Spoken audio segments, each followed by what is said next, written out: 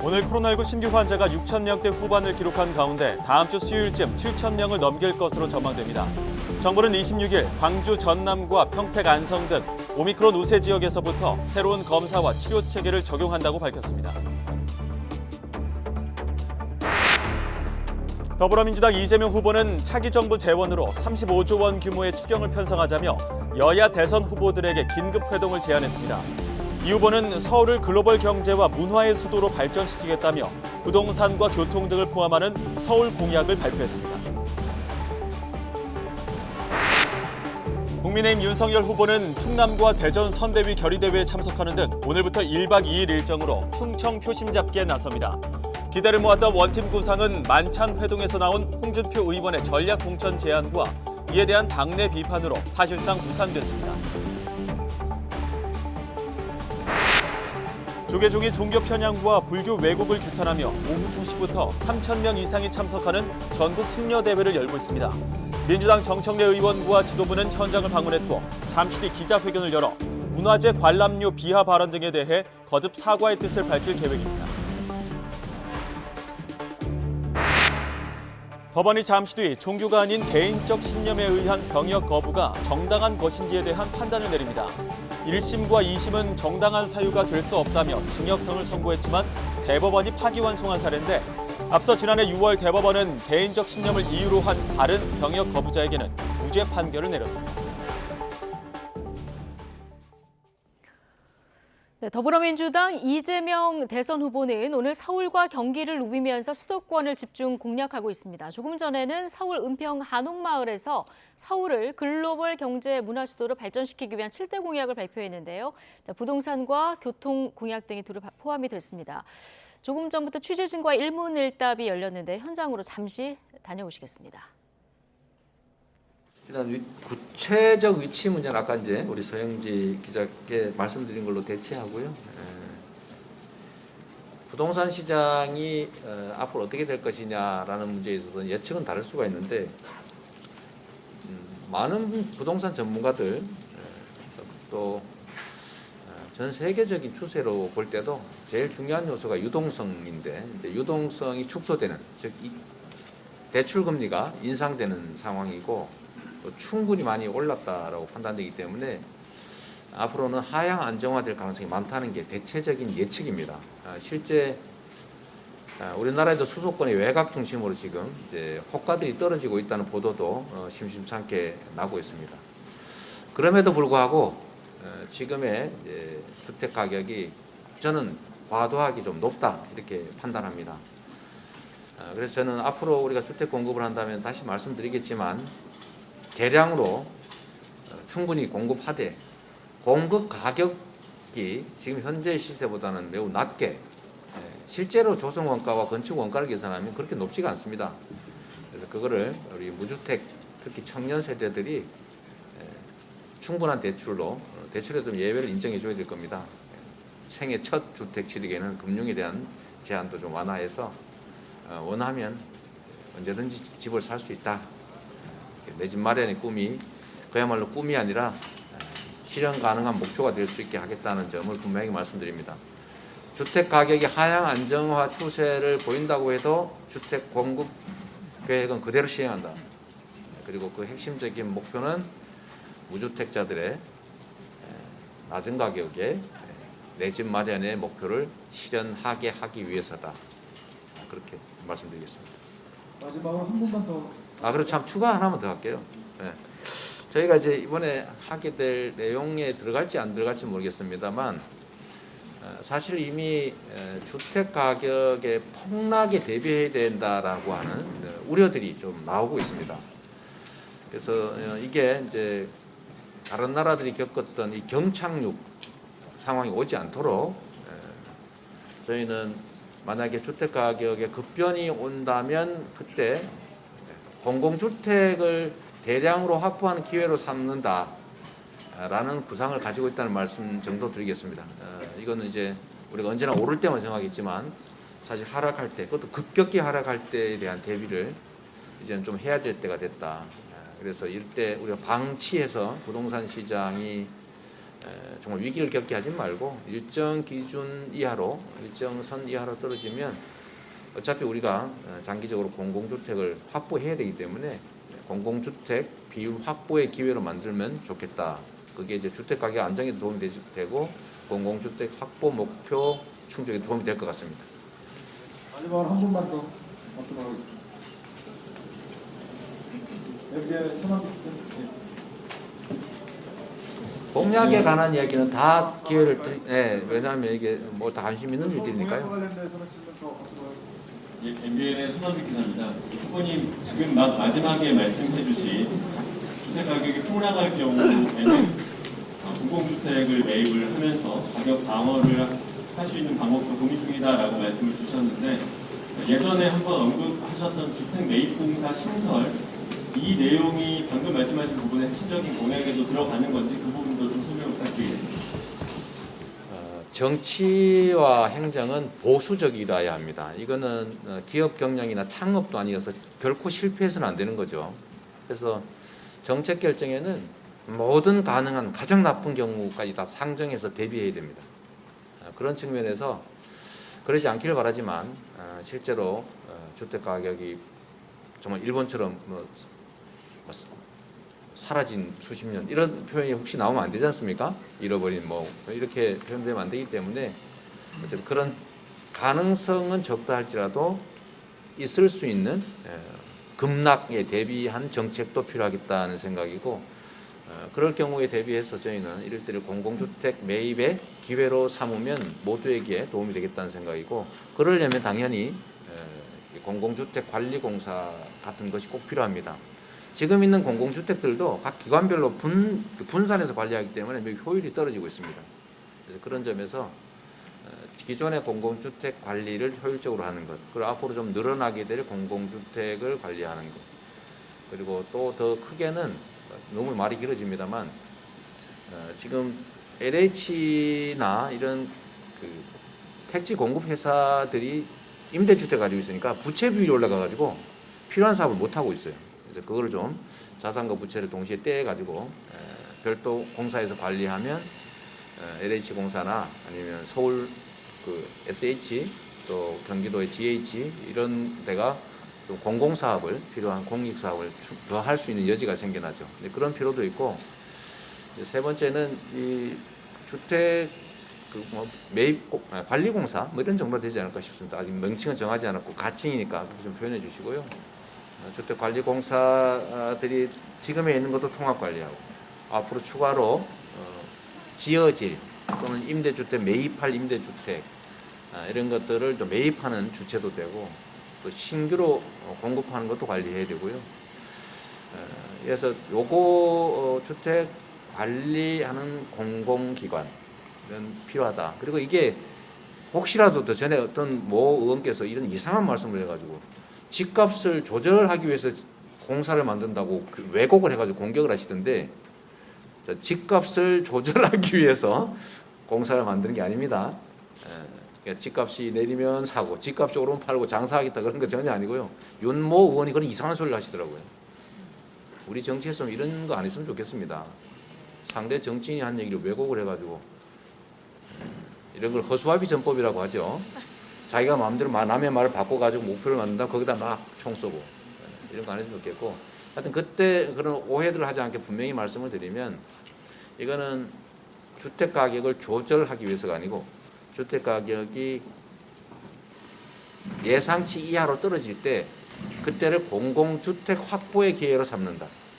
지금 공공주택을 신규로 지을 때는 쉬운데 새로 살려고 하면 시중 가격으로 사야 되잖아요. 너무 비싸요. 매입 임대주택이 좀 그런 양상인데, 네. 그래서 매입 임대주택 관리를 하는 것보다는 그 떨어질 때 확보하는 게 좋겠다. 네. 아니 그냥 하십시오. 서울 공약은. 네, 이재명 후보의 현장에서의 기자들과의 질의응답 발언이 들어와서 잠시 듣고 오셨습니다. 자, 이 밖에 대선 전국 주요 현안 여야 의원 두 분과 짚어보겠습니다. 이소영 더불어민주당 의원 그리고 박수영 국민의힘 의원 두 분 모셨습니다. 어서 오십시오. 안녕하세요. 예, 안녕하십니까. 자, 이재명 후보 지금 발언 들었는데 이재명 후보는 오늘 수도권 표심 공략 그 행보를 보이고 있는 것 같고요. 박수영 의원님, 윤석열 후보는 오늘 충청 표심 공략 행보죠? 네, 그렇습니다. 뭐 잘 아시겠습니다만은 대선의 캐스팅 보트는 충청이거든요. 충청에서 이긴 후보가 계속 이겼습니다. 네. 그래서 충청이 매우 중요한 데다가 우리 윤석열 후보의 고향이기도 합니다. 그래서 고향에서 이제 표박가리를 하고 주민들한테 어필하는 이런 기회를 갖고 있는데 충청의 중요성, 지금 우리가 TK, PK, 충청 그리고 서울은 이기고 있고 네. 경기와 전남, 호남을 쥐고 있는 상황에서 충청을 더 굳건하게 다진다면은 대선 승리에 더 한 걸음 가까이 가지 않겠느냐 이런 생각을 하게 됩니다. 예. 이재명 후보는 주말 휴일 다 서울 수도권에 계십니까? 네, 오늘부터 5, 6일 정도 기간 네. 동안 이제 수도권에서 5, 6일. 서울, 경기 시민들을 만날 예정이고요. 네. 충청 지역의 민심 정말 중요하죠. 그래서 이재명 후보의 경우에도 메타버스 이제 첫 일정을 충청에 배정할 만큼 굉장히 중요하게 아마 양당에서 다 보고 있는 것 같습니다. 저희는 이번 주는 수도권입니다. 수도권. 알겠습니다. 두 후보 모두 굉장히 바쁘게 움직이고 있습니다. 대선 뭐 47일밖에 안 남은 이런 상황인데 자, 그런데 완전한 원팀을 이루기는 참 그 어려운 숙제 같습니다. 뭐 양당 공이 좀 파열음이 들리고 있는데 먼저 민주당으로부터 가보겠습니다. 정청래 의원의 봉이 김선달 발언에 뿔난 종교계 조금 전부터 전국 승려대회를 열고 있습니다. 여기에 이핵관 발언의 후폭풍도 좀 이어지고 있는데요. 관련 이야기 먼저 듣고 오시겠습니다. 뭐 108배도 드렸고 네. 사실은 이제 지역구를 가지고 있는 민주당 의원들이 네. 그 지역구를 대표하는 사찰에 가서 또 주지스님들께도 또 이제 설명도 드리고 예. 민주당이 또는 민주당 의원들이 할 수 있는 최선의 역할을 다 했다. 예.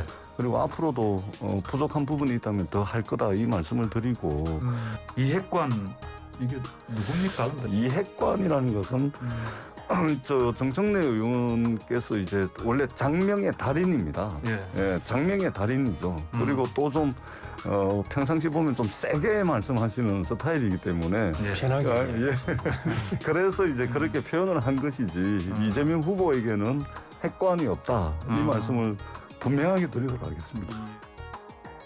선거에서는 이제 여러 가지 좀 상황 관리를 해야 되겠다. 또 그 해당 본인의 입장보다는 좀 후보와 당을 좀 생각하자라고 이제 뭐 그렇게 누군가는 얘기했을 수는 있겠죠. 예, 예. 네. 뭐 그렇다고 이재명 후보 주변에 이 국민의힘 윤석열 후보 주변처럼 뭐 핵관이라는 사람이 있는 것도 아니고요. 아, 없어요? 네. 아니, 다들 이해관이란 말을 정청래 의원이 먼저 네. 꺼내시니까 아, 진짜 있는 네. 거 아니야? 막 이런 얘기들을 좀 하잖아요, 지금. 네, 그런 이제 화가 나니까 표현이 그렇게 나갔는지 모르나 그런 뭐 핵관이 있다라고 저는 생각하지 않습니다. 네. 자, 뭐 민주당의 숙제 좀 한 두 가지 정도 되는 것 같습니다. 불심을 달래야 하고 그다음에 지지자들 사이에 좀 균열이 생기지 않도록 해야 되는 이런 과제들이 있는데 저희가 일부에서 전국 승려대회 그 모습, 현장 모습을 보여드렸는데 상당히 많은 그 승려들이 참석을 하셨더라고요. 정청래 의원도 이제 가시긴 가셨는데 직접 사과의 뜻을 전하지는 못한 것 같고 아마 국회 정론관에서 사과문을 발표하겠다 이런 입장이 나온 것 같은데 어떻습니까? 불교계 민심 달랠 수 있을까요? 일단 불교계에 계신 승려분들이나 예. 또 불자 시민분들께서도 국민들이신데 국민들이 화가 났다는 것은 당연히 이유가 있는 것이고 예. 그 화해의 대상이 되는 민주당으로서는 굉장히 송구한 일인 것이죠. 예. 특히나 불교계가 아무런 근거 없이 화를 내시는 거라고 저는 생각하지는 않고 사실은 이 상황에 발단이 된 것이 이제 사찰이 받고 있는 그 요금 징수에 관련해서 이제 정청래 의원이 국감 발언을 한 것이 이제 문제가 됐는데 사실은 그 내용을 자세히 들여다보면 그 우리나라 국립공원 내에 사찰이 가지고 있는 사유지가 7%가 넘고 어떤 국립공원 같은 경우에는 20%, 30%가 넘거든요. 근데 그런 것들을 과거에 수십 년 전에 그 국립공원으로 편입시키고 사실상 수용하면서 제대로 된 정당한 보상을 하지 않았던 부분이 있고 그 보상에 대한 어떻게 보면 이제 보상책으로서 그런 통행료 징수를 허용한 맥락이 있는 것인데 그런 것을 고려하지 않고 조금 가볍게 굉장히 좀 그 오해를 살 수 있는 표현을 한 것은 분명한 잘못이라고 생각하기 때문에 저는 정청래 의원도 정말 진심을 다해서 불교계와 이번에 이제 화가 난 국민들께서 용서하실 때까지 진정성 있게 사과를 해야 되는 부분이라고 생각을 하고요. 민주당 입장에서도 이재명 후보도 이제 불교계에 찾아가서 사과를 드렸고 또 민주당 의원 108배를 뭐 하기도 하고 뭐 개인적으로 이렇게 사찰에 방문해서 이제 설명을 드리고 이렇게 하고 있기도 합니다. 그래서 조속히 그 서운하신 마음이나 저희가 좀 오해를 유발한 부분에 대해서 좀 이렇게 화가 풀어질 수 있기를 바라고 있습니다. 어제 이재명 후보의 부인 김혜경 씨도 전국 사찰을 이제 도는 이런 사진도 봤는데 그런데 맞불 집회로 지금 촛불시민연대의 맞불 집회도 좀 열리는 이런 상황이라서 이건 어떻게 보고 계십니까? 오늘은 열리지 않는 어제 걸로 열렸죠? 듣고 있고요. 그 사실은 이제 어떤 뭐 부당한 문제 제기를 하시는 거라고 한다면 뭐 그거는 논의의 문제일 수 있겠는데 일정한 합리성을 가지신 불교계의 지적이기 때문에 그런 부분이 어떤 정치, 정쟁 어떤 이렇게 비화되기보다는 민주당이 겸허하게 좀 이렇게 낮은 자세로 이해를 구하는 모습이 저는 바람직한 거라고 생각합니다. 낮은 자세로 이해를 구하는 것이 바람직하다 얘기해 주셨습니다. 근데 불교계가 이렇게까지 뿔난 거는 정청래 의원 발언이 도화선이 됐습니다만 그동안에 좀 누적된 측면이 있었던 것 같습니다. 박수영 의원은 이 사안 어떻게 보고 계십니까? 제가 보기에는 이게 좀 실기한 것 같아요. 이게 원래 발언 자체가 작년 10월 5일 그러니까 말씀하신 것처럼 국감 때 있었던 일인데 이렇게 지금 벌써 1월 넘어가도록 이렇게 지금 진행되고 있는 것은 실기를 좀 하신 감이 있습니다. 진작 초기에 이렇게 가서 사죄하고 좀 마무리를 지었어야 되는데 못했고요. 이러다 보니까 이제 커진 것이 작년 연말에 문체부에서 했던 뭐 캐롤 캠페인, 왜 문화관광체육부에서 캐롤만 캠페인을 하느냐 이런 불만까지 불교계에서 좀 쏟아져 나오고 있는데 그런 것도 역시 실기한 데서 시작된 것이 아니냐. 초기에 빨리 가서 사죄하고 마무리를 지었어야 한다고 봅니다. 어쨌든 우리 국민들이 다양한 종교를 가지고 계신데요. 뭐 기독교, 천주교, 불교 또 다양한 종교가 있지 않습니까? 그래서 정치권이나 정부가 그 다양한 종교 활동을 하시는 또는 무교도 계시고요. 그런 국민들 일부도 그 오해를 하시거나 이게 어느 한쪽으로 편향된 것이 아닌가라고 의심하시지 않게 항상 주의해야 되는 것이 또 책무라고 생각합니다. 그리고 또 하나 정청래 의원이 이제 이핵관이 찾아와서 탈당을 권유했다 이 발언한 이후에 당내에서 여러 가지 이제 반응들이 나오고 있는 것 같습니다. 이거 그냥 재밌게 하려고 한 발언이다 이렇게 이제 받아들이는 의원들이 있는가 하면은 이런 요구가 있었다는 게 사실이냐 있어서는 안 될 일이다 이런 반응을 보이는 의원들도 있어서 실제로 당내에서는 어떤 분위기가 더 강합니까? 일단은 그 이재명 후보는 구체적으로 누가 어떤 말을 했는지 정확히 알지 못한다 이렇게 말씀을 하셨고요.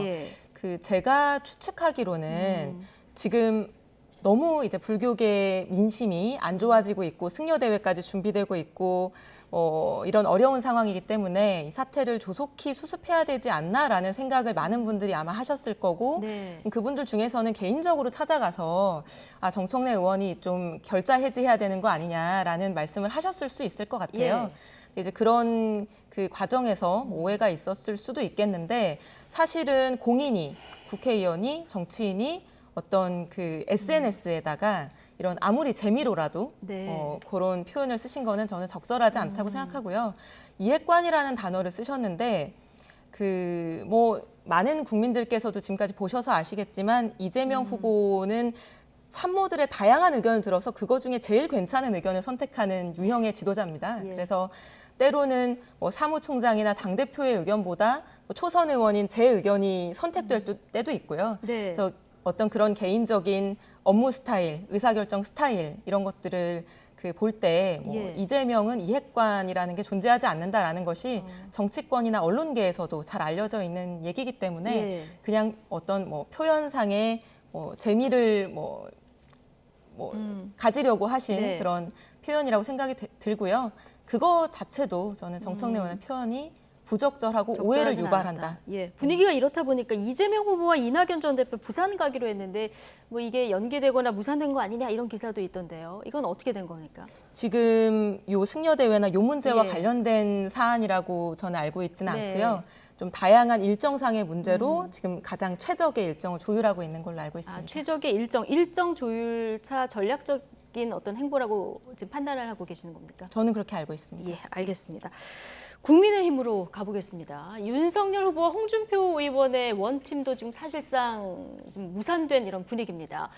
비공개 회동에서 홍준표 의원이 제안한 종로, 대구 전략공천 발언이 이제 불씨가 됐는데요. 정치권 발언 먼저 듣고 오시겠습니다. 윤석열 후보의 경우에는 뭐 원팀이라는 걸 밤낮 생각을 해서 하여튼 선거 그렇게 만들어 보려고 애를 쓰는 과정에서 같이 저녁을 먹으면서 얘기를 한 것 같은데 그러니까 사실은 지나치게 무슨 원팀 이런 생각을 할 필요가 없어요. 후보가 후보는 사실은 자기 자신의 확신을 갖다 가지고 내가 국민의 지지를 받는다고 얘기를 하는 거지 뭐 어느 특정인에 대해서 뭐 의존을 해가지고 그 사람에게 도움을 받겠다는 이런 생각은 애초에 안 하는 것이 나는 현명하다고 생각해요. 홍준표 의원이 그 얘기 듣고 방자하다. 방자하기 이를 데 없다 이렇게 얘기하셨거든요. 이 반응은 어떻게 이해가십니까? 그렇게 반응하는 거는? 홍준표 의원은 뭐 조금 세게 말씀하시는 분이거든요. 평소에 뭐 말씀하시는 들어보면 그냥 그냥 뭐 평소 말씀이시죠. 뭐 별로 그것을 갈등을 유발한다거나 뭐 그 정도의 사안은 전혀 아니라고 봅니다. 자연스럽게 해결될 사안이라고 보고 있습니다. 어쨌든 홍준표 의원께서 우리 당의 윤석열 후보를 돕는 그런 과정에서 나오는 작은 해프닝이라고 보여지고요. 곧 이 문제는 곧 정리하고 홍준표 의원도 이제 윤석열 후보를 돕는 대열에 앞장서실 거라고 기대하고 있습니다. 네, 자 오늘 홍준표 의원이 캠프 참여는 무산됐다. 직접 글을 올려서 홍 의원과의 원팀 구상은 뭐 이 카드를 사실상 포기했다 이렇게 볼 수 있을까요? 뭐 정치는 생물과도 같은 거라서 네. 또 언제 어떻게 바뀔지 모르겠습니다만은 우리 홍준표 전 대표께서 작은 이익보다는 큰 대의를 찾아주시기를 저는 뭐 강력히 바라고 있고요. 이번에 이 무산 그러니까 지방선거의 공천 문제를 얘기하신 거는 사실 시적절하지 못했다. 왜냐하면 정권 교체라고 하는 우리 국민적인 큰 열망이 있는데 지금 대선에 몰두해야 될 때지 지방공천에 특정인을 찍어서 이렇게 공천해달라고 하는 거는 시기적으로 맞지 않고 국민적인 열망에 찬물을 끼울 우려도 있는 그런 발언이었다고 생각을 합니다. 저는 뭐 공천 문제, 지방공천은 완전히 보내버리고 넘겨버리고 대선에 몰두해서 국민적인 열망을 충족시켜드리는 게 저희 당 모든 당원들의 임무라고 생각합니다. 홍준표 의원 발언이 적절하진 않았지만 살아있는 카드다 이렇게 얘기를 해주셨는데 근데 홍준표 의원이 이게 비공개 회동에서 아주 짧게 나온 얘기인데 이게 밖으로 나온 게 부적절하다 그러면서 이제 윤핵관 얘기도 다시 거론을 했는데 이 부분은 어떻게 보십니까? 정치판에 뭐 비공개 회의라는 게 있나요? 저도 지난번에 우리 총에서 비공개 회의에서 발언했던 것이 비공개를 마치고 나오니까 바로 언론에 보도가 돼 있더라고요. 그래서 정치판에서 하는 얘기는 하나하나 비공개는 없다는 마음으로 해야 될 거라고 생각이 들고 말씀드린 대로 지금 그 이야기 할 때는 아니었다 이렇게 생각이 들고 우리 윤 후보께서는 공정과 정의, 법치 이런 걸 주장하시는 분입니다. 공천은 원래 공천관리위원회에서 하는 거지 대통령이 됐다고 찍어서 누구를 후보로 내보낸다. 대선 후보라고 누구를 찍어서 내보낸다. 이런 건 본인의 스타일이 전혀 아니기 때문에 맞지 않는 발언이었습니다. 그래서 윤석열 후보는 재보선 공천에는 전혀 관여를 안 할 것이다 이런 입장을 밝힌 상황인데 자, 홍준표 의원이 최근에 2030 지지를 굉장히 많이 받고 있지 않습니까? 어떻습니까? 2030 표심에 조금 변화가 있을까요? 어떻게 보십니까? 저는 사실 저희 상황도 지금 녹록치가 않아서 예. 뭐 다른 당의 상황에 대해서 이렇다 저렇다 얘기하기가 참 조심스럽고. 네. 그래서 홍준표 후보를 떠난 2030 표심을 가져와야 되잖아요. 그런데 일단 네. 그 홍준표 의원이시죠. 그 의원도 언젠가는 저는 뭐 선거에 결합해서 열심히 하실지 않을까 생각이 들고 그렇게 예. 생각하는 이유는 사실 정당에 소속된 사람이 이렇게 대선이라고 하는 중요한 이벤트를 앞두고 우리 후보가 어려워지거나 혹은 박빙으로 갔을 때 네. 뭐 적극적으로 나서서 돕지 않는 것이 굉장히 어려운 일입니다. 저도 네. 그렇게 느끼고 있고요. 네. 그래서 그런 부분은 이제 그렇게 가리라 생각하고 홍준표 의원이 어떻게 하느냐와 관계없이 사실 2030 청년층의 마음을 저희에게 돌려야 되는 이제 예. 측면이 있는 것인데 그것은 뭐 다른 방법이나 묘수나 뭐 남이 분열된다고 해서 그게 저희한테 오는 거는 아니고 진짜 지금 2030 세대는 뭐 취업과 뭐 주거와 결혼과 육아와 출산 모든 것이 다 어려운 정말 이제까지 한 번도 경험해보지 못했던 이전 세대보다 더 어려운 삶을 살고 있는 세대인데 이분들의 삶에 정말 와닿는 그런 공감과 정책 그리고 희망을 주는 그런 모습을 통해서 마음을 얻어야 되는 것이겠죠. 네, 알겠습니다. 자, 이번에는 검증과 네거티브 사이에서 연일 이어지고 있는 무속 공방 이야기로 좀 넘어가 보겠습니다. 한 언론 보도로 2년 전에 신천지 압수수색에도 지금 무속 논란이 다시 등장을 했는데요. 여야 공방은 지금 법정 소송으로까지 이어지는 이런 분위기입니다. 박석은 앵커의 앵커 리포트 보고 오시겠습니다. 네, 요즘 대선 전국을 흔들고 있는 주제, 바로 무속 논란입니다. 건진 법사에서 시작된 논란이 신천지 압수수색으로 불똥이 튀었습니다. 국민의힘 윤석열 후보가 추미애 당시 법무부 장관의 공개 지시에 자신이 제동을 걸었다고 밝혔었는데요. 이 발언입니다. 들어보시죠. 검찰총장 시절에 이제 코로나가 갑자기 2월에 이제 대구에서 막 창고를 시작을 해가지고 그 신천지에 대해서 압수수색하라는 법무장관의 아주 공개 지시가 내려왔습니다. 그래서 제가 압수수색은 불가하다.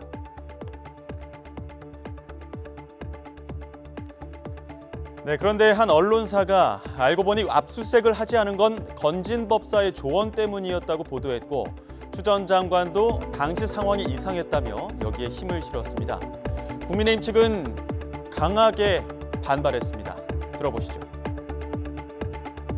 그러니까 이제 직접 힘을 치지 마라, 부드럽게 가라 이렇게 조언을 했다는 것이고 드리는 얘기는 한 달 뒤면은 선거인데 방역을 만약에 실패하면 그 선거에 대해서는 이 집권당이 심판을 받아야 되는 것이지 왜 경찰이 그걸 도와주느냐 개입해서 뭐 이런 조금 웃기는 정치적인 얘기가 대검에서 들렸고.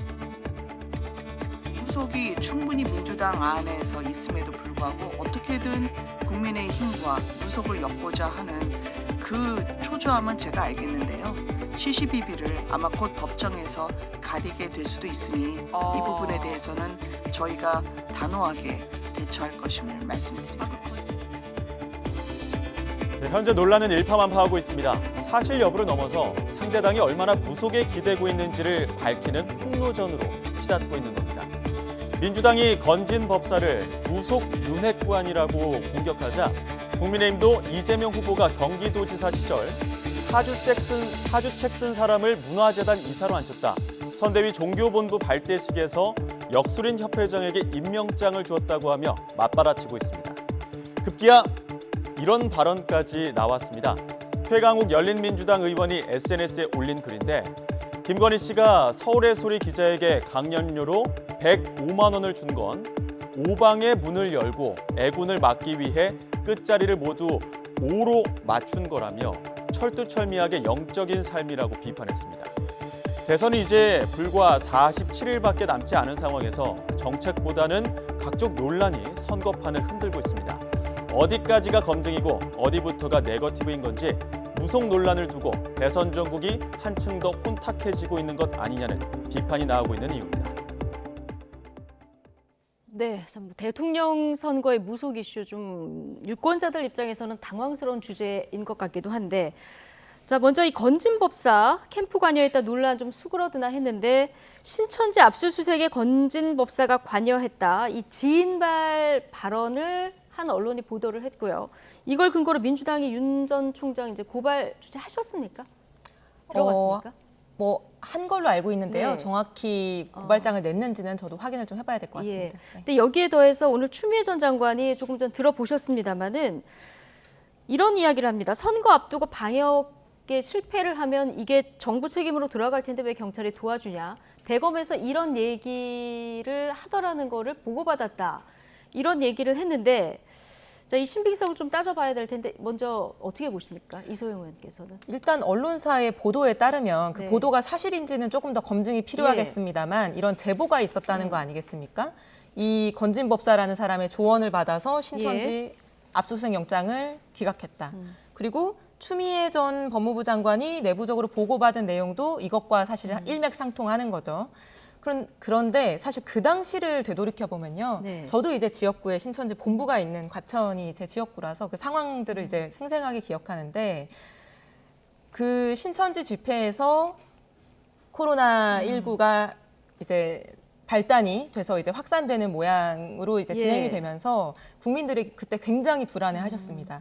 누가 그 집회에 참석했고 그분들이 지금 어디에 있고 이걸 빨리 확인해야지만 코로나19 확산을 막을 수 있었기 때문에 그 명단 확보나 이런 걸 위해서 압수수색이 필요하다라고 하는 여론이 정말 높았고 그거는 우리 공중보건과 안전에 관한 정말 중대한 사유였는데 만약에 이런 예컨대 뭐 무속인의 조언 같은 것이 압수수색 영장 발부 또는 그에 관련된 의사결정에 조금이라도 개입됐다라고 한다면은 이것은 어마어마한 매우 심각한 문제라고 생각합니다. 당시에 이제 압수수색 여론은 높았는데 방역 당국에서는 일부 이제 압수수색을 하면은 숨어버린다 이런 의견도 있었던 터라서 자 어쨌든 간에 지금 민주당에서는 이 건진법사가 캠프에도 관여하고 당시 신천지 이 압수수색 영장 기각에도 관여를 했다. 그래서 오늘 좀 추미애 전 장관 얘기까지 좀 들어보셨는데 전체적으로 어떻게 보고 계십니까? 두 가지 다 뭐 사실 무근이고요. 저희 선대본부에 임명장을 받은 일이 없습니다. 오히려 민주당에서는 그 역술인협회 회장한테 임명장을 준 일은 있지만 저희는 준 일이 없습니다. 본인이 스스로 뭐 고문이니 자문이니 이런 얘기를 하고 다니시는 거지 공식적으로 임명장을 주지 않았다는 건 확인이 됐고요.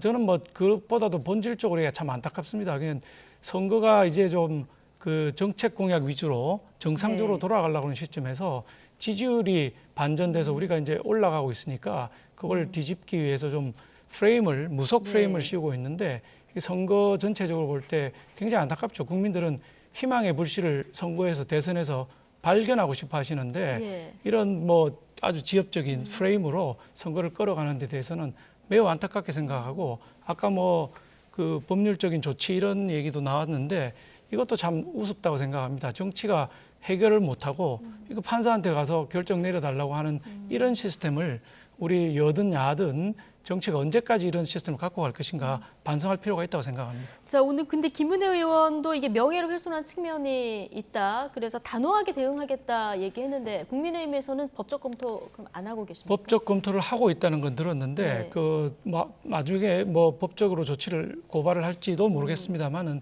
저는 개인적으로 이런 문제를 자꾸만 법으로 가져가는 우리 정치가 그만큼 무력하고 국민들한테 희망을 못 드리고 있다. 이렇게 스스로 반성하고 있습니다.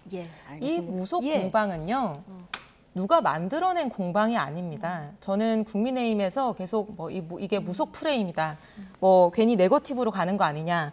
또는 뭐가 문제냐. 별일 아니다. 이렇게 말씀하시는 거가 오히려 굉장히 유감스럽게 보이고요. 무속인이나 역술이나 모두 우리 국민이죠. 그래서 무속인, 역술인 분들이 예컨대 선거운동에 참여하거나 하는 것은 문제가 아닙니다. 그게 왜 문제입니까? 그거는 뭐 국민 누구든 할 수 있는 것이죠. 근데 다만 이 무속, 비과학적이거나 어떤 이런 부분들이 정치적인 공적 영역에서의 의사결정에 영향을 만약에 미친다라고 하면 그거는 완전히 다른 문제. 우리가 국정농단에서도 사실 경험한 게 그런 문제 아니겠습니까? 그래서 그 의혹에 대한 의혹을 해소할 책임은 국민의힘과 윤석열 후보에게 있는 것이죠. 근데 이게 민주당이 만들어낸 논란이 아니라 지금까지 윤석열 후보와 김건희 그 부인 되시는 김건희 씨 관련한 무속과 관련된 지금 이슈들이 얼마나 많았어요. 윤석열 후보 국민의힘 TV 토론할 때 2번인가 3번인가 뭐 4번인가 네. 손바닥에 왕자 쓰고 나오셨는데 그거 뭐 이웃집 할머니가 써주신 거라고 하셨잖아요. 이웃집 할머니가 그걸 한 번도 아니고 2번, 3번을 쓴다는 얘기인가요?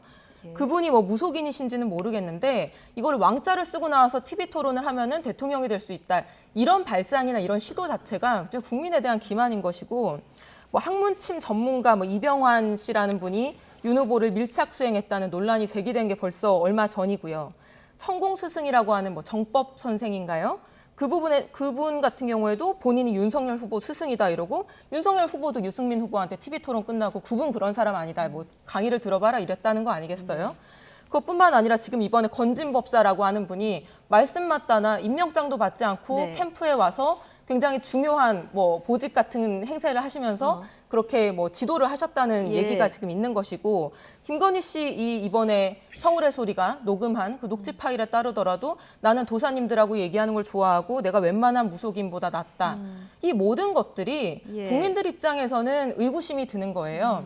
무속인이나 역술인이 선거운동에 참여하는 거, 임명장 받는 건 문제가 아닌데 예. 혹시 이분들이 나중에 중요한 정부의 의사결정을 하게 될 때 이런 무속인들의 얘기를 듣고 예컨대 미사일을 쏘거나 어떤 의사결정을 네. 하거나 무슨 법을 가로막거나 예. 뭐 어떤 수사를 막거나 이렇게 하면 안 되지 않습니까? 예, 무속 논란은 그러니까 윤석열 후보 측에서 국민의힘 경선 때부터 이제 자초한 거다. 자, 이런 얘기신데요. 마지막으로 얘기 드릴게요. 예, 그 자꾸 가정을 해서 국정에 영향을 미치면 안 된다. 만약에 미치면 어떡하겠냐 이렇게 가정을 가지고 자꾸 얘기하시는데 그건 적절하지 않다고 생각합니다. 구체적으로 그런 사례가 있으면 구체적으로 말씀하셔야 되고 왕자 문제만 해도 이번에 MBC가 보도한 녹취 파일에서 분명히 밝혀지지 않았습니까? 지지자 중에 한 분이 너무 우리 후보를 좋아해서 계속 써줬다 이렇게 말씀하셨거든요. 네. 그런데 만일에 아니라면이라는 가정을 두고 자꾸 이성 의원님 말씀하시면 그건 뭐 맞지 않는 거라고 생각합니다. 가정이 아니라 밝혀진 게 팩트로. 아니고요. 그건 밝혀진 바가 없고 그러니까. 김건희 씨가 그렇게 주장하는 목소리가 나온 것이 아니 뭐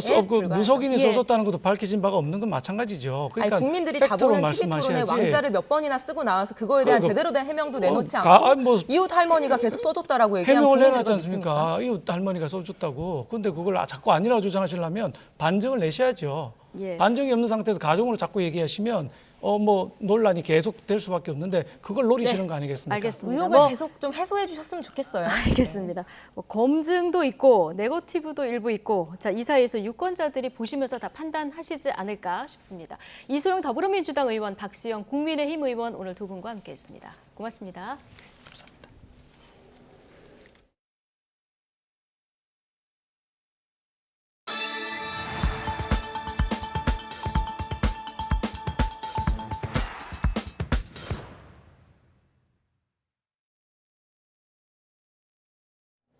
네, 영국이 코로나 관련 방역 규제 해지 방침을 밝힌 데 이어서 프랑스도 다음 달부터 점진적으로 방역 규제를 완화하겠다고 밝혔습니다. 코로나19 상황이 호전되기 시작했다는 것인데 우려의 목소리도 나오고 있습니다. 이동헌 기자입니다. 장 카스텍스 프랑스 총리는 현지 시각 20일 기자회견을 통해 코로나 관련 방역 규제를 다음 달부터 점진적으로 완화하겠다고 밝혔습니다. 다음 달 2일부터 야외에서는 마스크를 쓰지 않아도 되고 경기장이나 공연장에 내려졌던 입장객 수 제한이 철폐되며 재택근무 의무가 사라집니다. 또 16일부터는 극장 등에서의 취식행위가 허용되고 나이트클럽이 문을 열며 겨울방학 이후에는 학생들이 교실에서 마스크를 쓰지 않아도 됩니다. 오미크론 변이 확산이 정점을 지나 전반적인 상황이 나아지기 시작했다는 판단에 따른 것입니다. Cette vague exceptionnelle n'est pas terminée. Mais je crois pouvoir vous dire que la situation commence à évoluer plus favorablement. 하지만 의회를 통과한 백신 패스는 오는 24일부터 시행에 들어가기로 했습니다. 백신을 접종했거나 몸 안에 코로나 항체가 있다는 것을 증명하는 백신 패스가 없으면 식당이나 카페, 장거리 열차 등을 이용할 수 없습니다. 다만 상황이 더 좋아진다면 백신 패스를 중단할 수 있다고 덧붙였습니다. Mais je veux être clair, le pass pourrait tout à fait être suspendu si la pression épidémique et surtout hospitalière venait à se réduire fortement et durablement. 하지만 20일 42만 5천 명이 넘는 신규 확진자가 나온 상황에서 방역 규제 완화에 대한 우려의 목소리도 나오고 있습니다. 프랑스 정부에 대한 과학자문기구는 지금의 오미크론 변이 확산이 계속돼 3월 중순까지 병원 시스템에 큰 부담을 줄 수 있다고 경고했습니다. YTN 이동원입니다.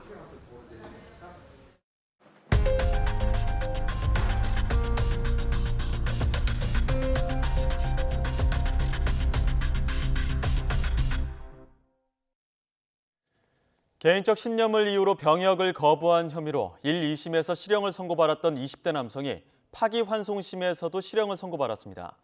서울 북부지방법원은 병역법 위반 혐의로 기소된 26살 광모 씨에 대한 파기환송심에서 원심과 같은 징역 1년 6개월을 선고했습니다.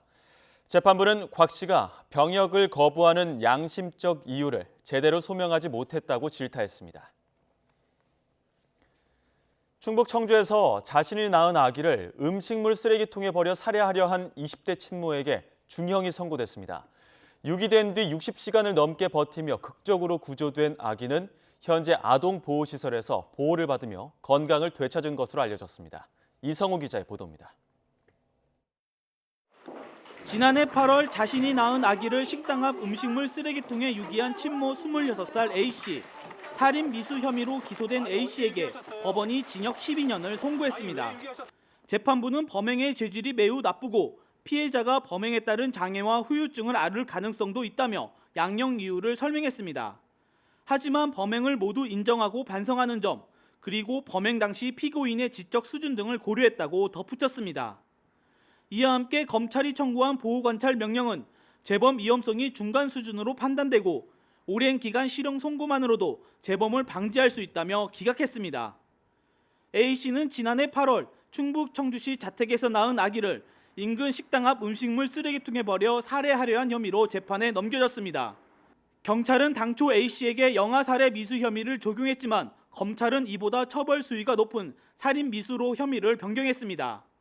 인근을 지나던 행인의 신고로 유기된 지 67시간 만에 발견된 아기는 폐혈증 등의 증세를 보여 충북대 병원에서 50일 넘게 치료를 받았습니다.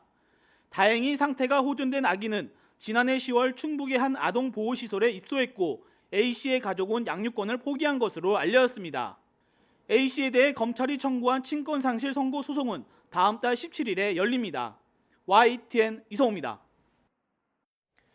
KBS 드라마 촬영 도중 제작진이 말을 학대해 숨지게 한 사실이 드러나면서 드라마 제작 책임자가 경찰에 고발됐습니다. 동물권 단체 카라는 어제 KBS 대하사극 태종 이방원 제작 책임자를 동물보호법 위반 혐의로 서울 마포경찰서에 고발했습니다.